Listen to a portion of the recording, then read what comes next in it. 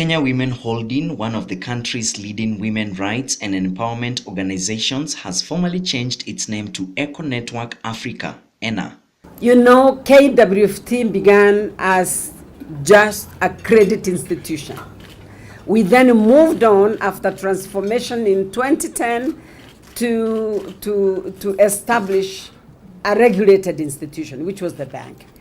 It emerged, two institutions emerged, the Kenya Women Microfinance Bank and Kenya Women Holding.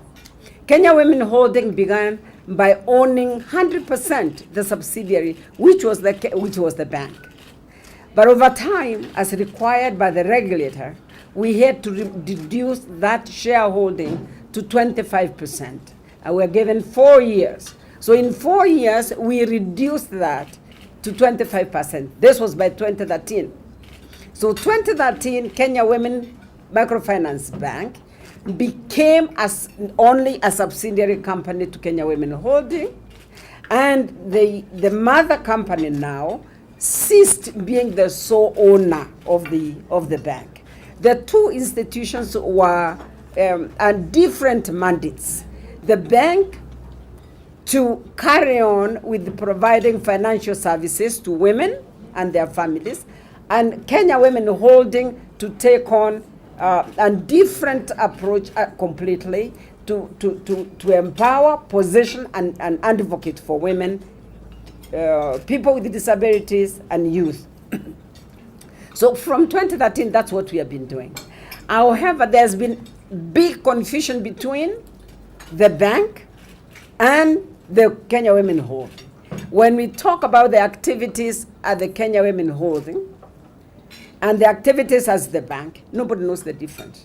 And there has to be a difference because we agree that each institution should continue with these mandates so that you can be effective. The organization's board announced the change of the name today during a general meeting held in Nairobi. Dr. Jennifer Riria, the group's chief executive officer, said the change of the name has been necessitated by the needs to address the confusion that has been existing between Kenya Women Finance Trust, which is the original institution that gave birth to Kenya Women Holding. She also said the organization, which works with women, youth, and persons with disabilities, is growing, and it is important that each entity gains its own identity. The board sat and thought, how are we going to stop this confusion? Because you see, with Kenya Women Holding getting into other levels of empowering women is not just about money. It's about getting them to be equitable, to live comfortably in an equitable society, which means there are democratic processes that need to be taken place. There are programs that need to be mounted for women to be able to address their own inefficiencies and their own sometimes women are disowned, really addressing issues that are not in the bank's mandate. There was a lot of confusion, and to be able to change that, although we are still the same KWH, Kenya Women Holding Institution, is need to differentiate this with a name. A name means a lot. So that is one of how it came about. The other reason is that we are looking out.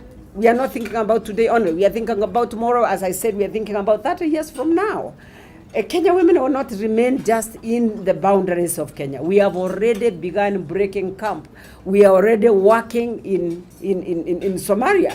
So you find that when you limit yourself to Kenya only, you forget that there are boundaries. The CEO revealed that the organization already has a master plan to ensure they touch lives of women, the youth, and persons living with disabilities in Africa and shall be rolled out soon.